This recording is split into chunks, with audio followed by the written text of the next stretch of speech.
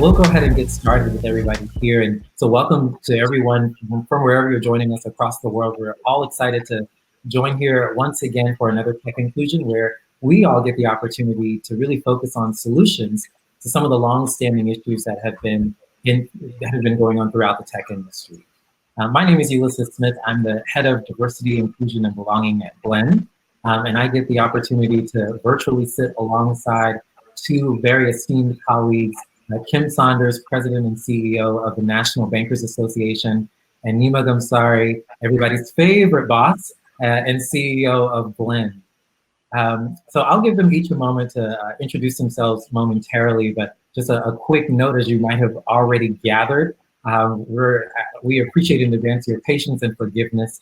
Many of us are all navigating brand new tech platforms all over the place these days. So if at any point during this session, we lose sound, you get one of those unflattering frozen faces from one of us, or we just drop off the call, we're going to do our best to keep pushing through, and then behind the scenes we'll work quickly to get everybody back in so we can have what promises to be a pretty robust discussion today in the time we have left.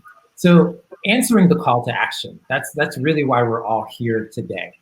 2020 has thrown a lot at us, a lot, as you just heard. And it's really illuminated a lot of the disparities, the continued disparities for that matter, in the experiences of people of color, with particular focus on racial inequity throughout the United States and the impact it's had on the Black community.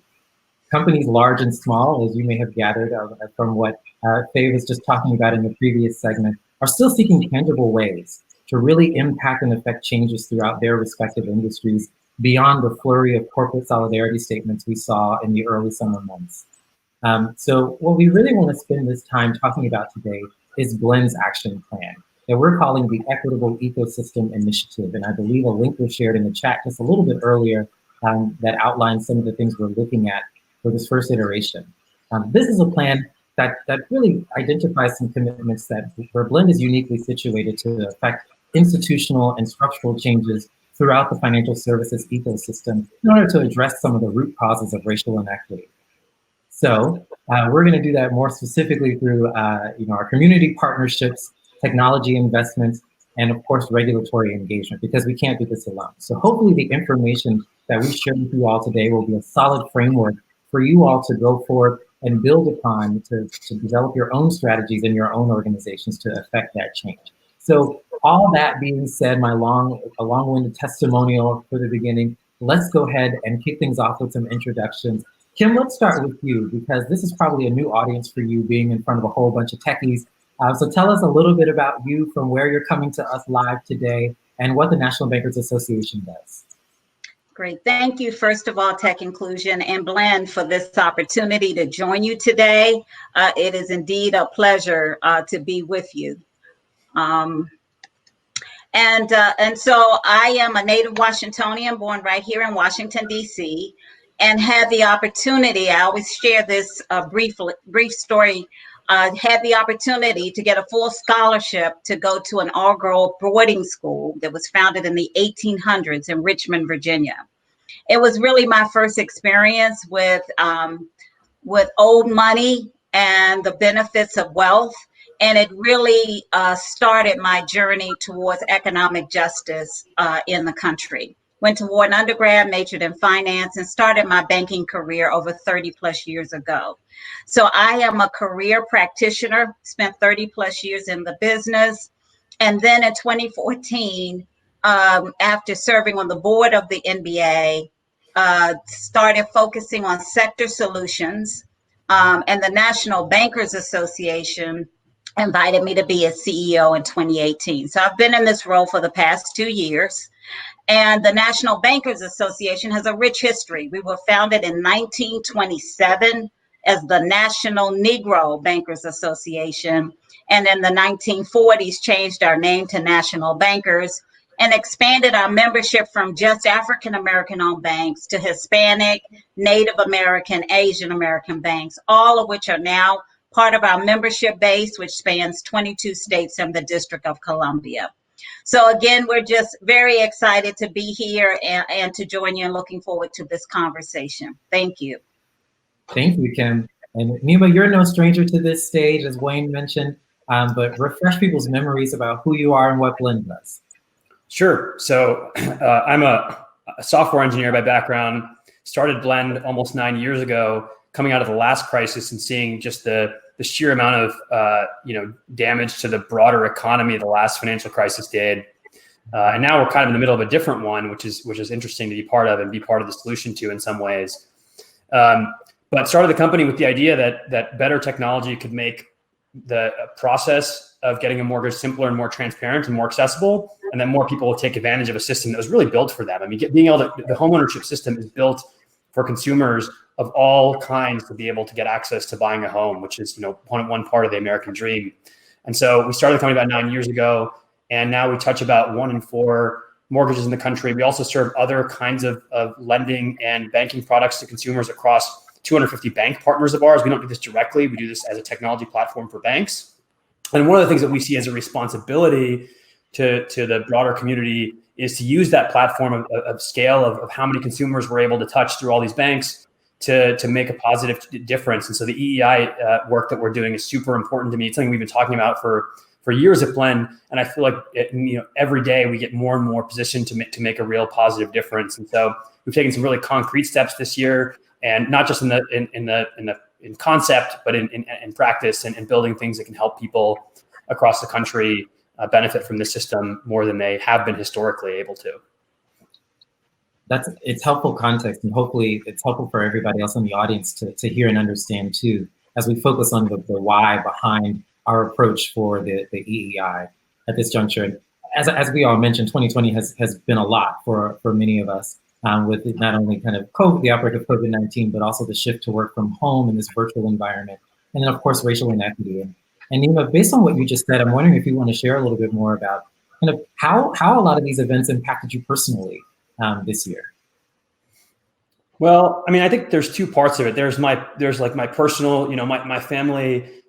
I grew up in Cincinnati, Ohio. My family owns a small tutoring business for kids, and as soon as COVID hit, they were one of the businesses that was hit really, really hard. Where you can't go. As my parents are in their late 60s, early 70s, they can't go and meet with students and risk their lives, and students don't want to meet with them. And so it was like they were able to take advantage of this PPP program, which without that, and that's where I think that's an example of a program that the government put in place, but then was distributed through financial services and banking. That was broadly, at least extremely well intentioned, and worked really well in a lot of ways across the country. And so that was a personal thing where watching my parents being able to take advantage of the financial system in a way that can help them get through this time was really important to me.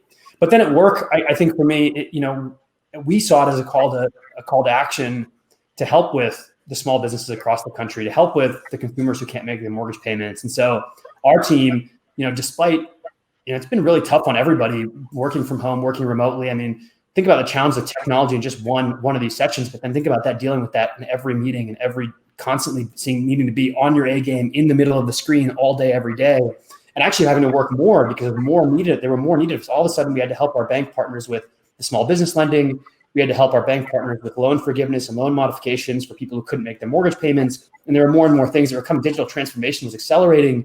And so all of a sudden there was this massive burden on our team. But if we didn't deliver on it, I think it would have been very negatively impactful to the broader community. And so we set out to help with those things. And I used the word resilient to describe 2020. And I think a part of it is I was inspired by our team and how resilient they all have been, and we all have been in making sure that we follow through on the things that we say we're going to do despite all the challenges around us. And so I think that's the way I've kind of perceived it. And obviously there's a lot of challenges. We see a lot of negative things as well. But I think for me, I see those areas where hopefully we as a platform can help in some way. That's helpful. And Kim, you talked a little bit about the PPP initiative that went out from the federal government. But I'm also wondering, from your perspective, right, as you're trying to help and enable banks to be able to deliver their services a lot better to broader communities, particularly to minority populations and underbanked and unbanked populations, this has surely had an impact on all the membership organizations you serve, right, and who are part of that. So I wonder if you could share a little bit of light for our audience around what has that impact been on these groups, and what are some of the things that MDIs in particular are really focused on in terms of getting additional resources these days? So first of all, thank you for that question. Just to set some context so everyone has a sense of the landscape, there are approximately 5,000 banks in the country. Only 143 are designated as minority depository institutions. And each quarter, the FDIC produces a list. So if you ever want to know where they are and who they are, you can go right to FDIC.gov. And when you look at where they are, there are concentrations throughout the country in various states of minority banks. There are 20 Black banks. There are about 17 Native American banks, 34 Hispanic banks, and 71 Asian Pacific or Pacific Islander banks, just to give you the landscape. Their aggregate asset base is about 280 billion. And as a collective, they would not even make the top 10 banks in the country. So I think that's important so you understand kind of the scope and scale, but they are essential to the success and the economic vitality of communities of color. The FDIC has done research to prove this, along with the Federal Reserve, to show that if these banks, our banks, were not present, access to banking services in low to moderate income communities wouldn't exist. Access to home mortgages wouldn't exist to the same extent. Access, because we're mostly community banks, to small business loans wouldn't exist. And I have to say that I am so proud of our banks because during the PPP distribution, some of our banks provided loans as small as $400 to entrepreneurs to ensure that they got access to PPP funding and resources.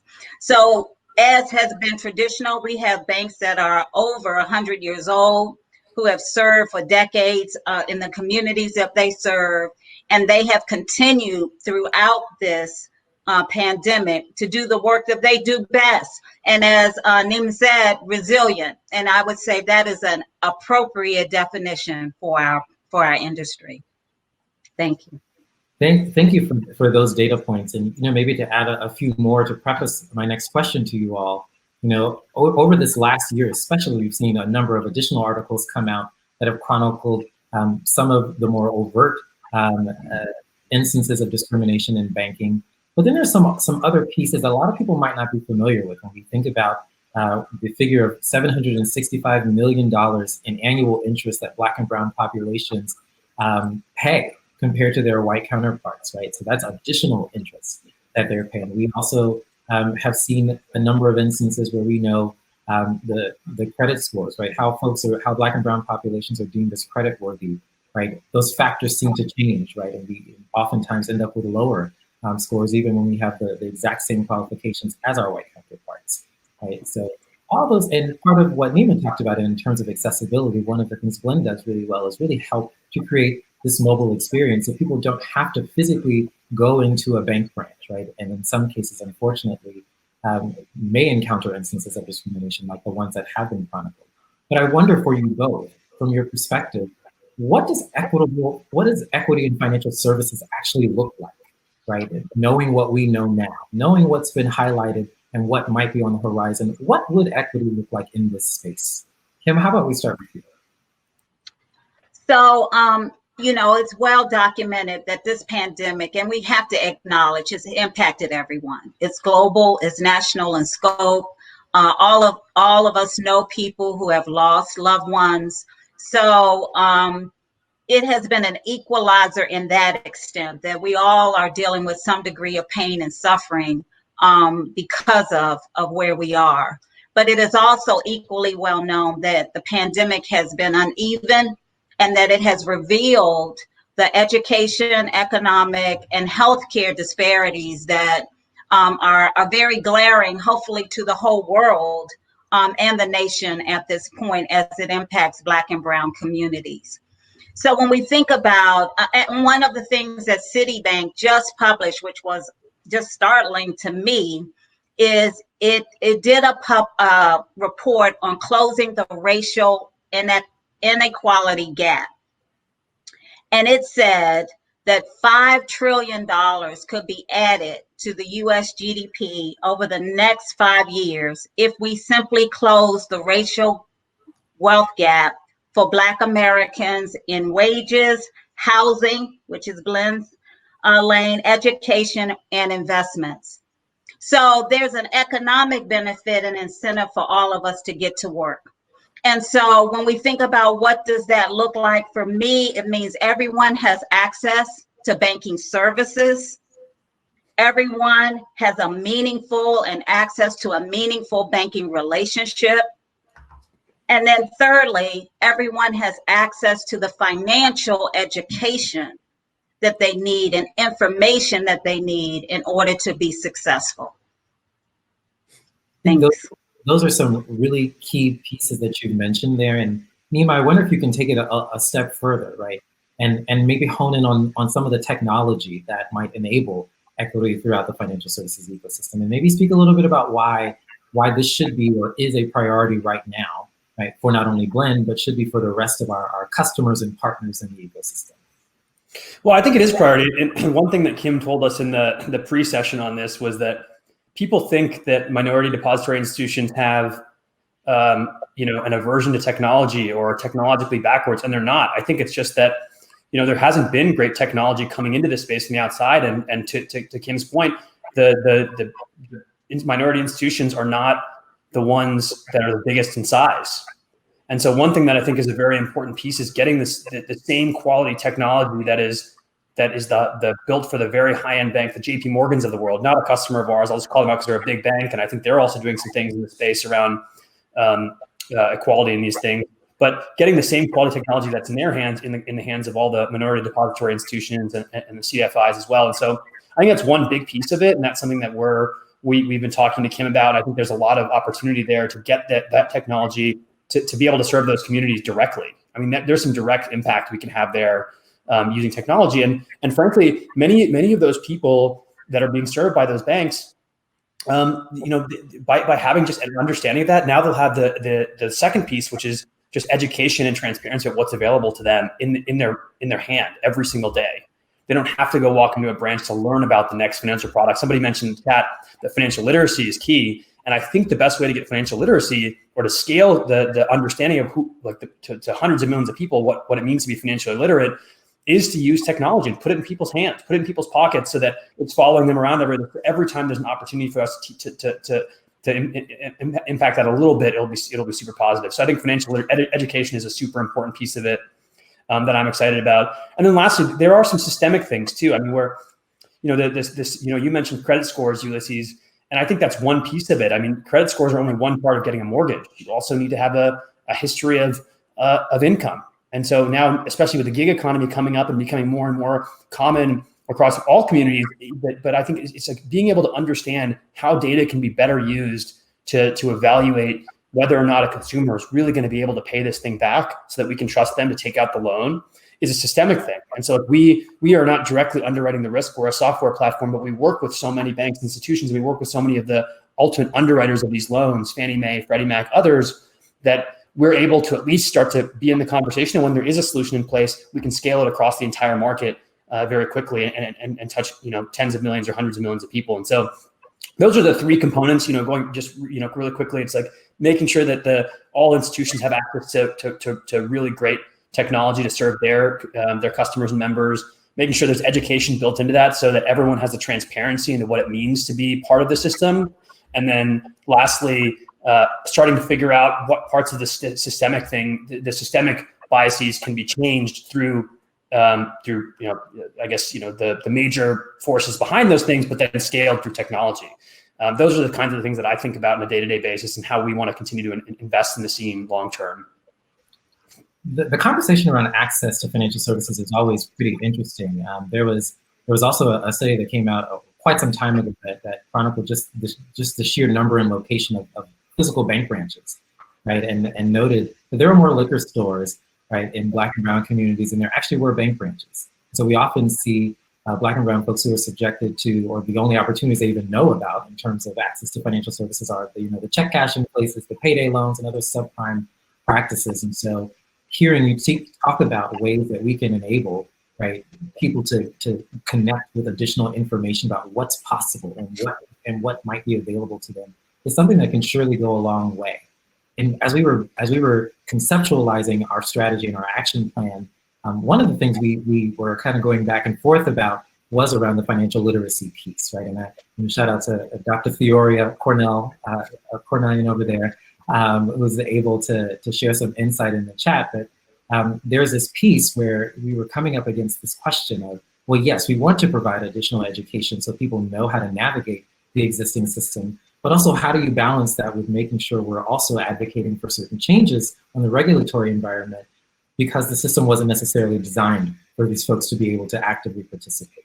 And so being able to balance that has been something. And so that's where we're very proud to be partnering with the National Bankers Association to not only be able to deliver our product and services, Blen's platform, to your membership organizations, to all these MDIs that Kim spoke about, but also to really hone in on that educational piece, right, that is necessary.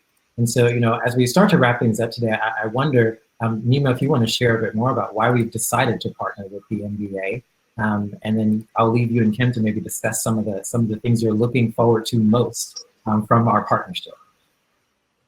Yeah, I mean, I think it goes back to the very inspiration of why we started the company. I think, we believe that now that we have this platform that we can use to make lending and banking simpler and more accessible, and we have the most modern technology platform for banks like Kim's members to be able to serve their customers. I mean, it's a no-brainer for me. I think this is why we built the company, and this is why ultimately now, if we're going to make a long-term systemic impact, we have to make sure that these things are widely used and used in areas, not just the areas that are the most obvious, but the areas that maybe historically have been ignored. And so I see it as a real responsibility. It's also very inspiring, not just to me, but also to our entire team, the entire company.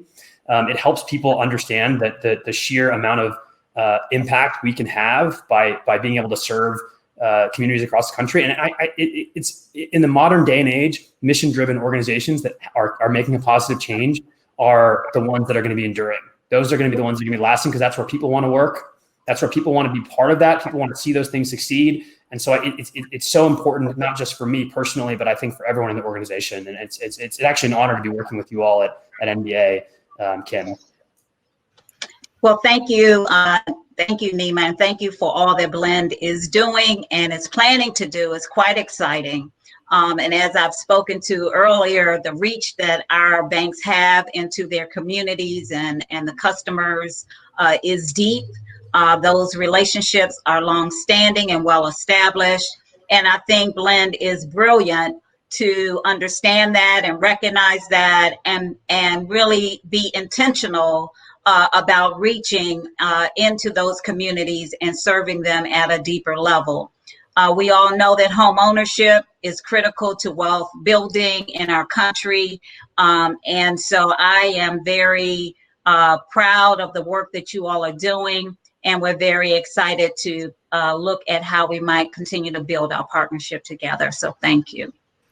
Yeah, and even just to put a bow on it, the $5 trillion number that you threw out in GDP, I didn't see that stat until you just mentioned it. But I mean, that's reason enough. If we can unlock these things, it's going to help the entire country, not just those communities. And so I think that's where it's like, the world is not a zero-sum place. There's room for everyone to grow and improve and not feel like if one person's doing better, someone else is doing worse. It's not like that. I don't think it's like that. I think that's where the stat that Kim showed, it just showed how much positive change can happen if we're able to unlock these communities.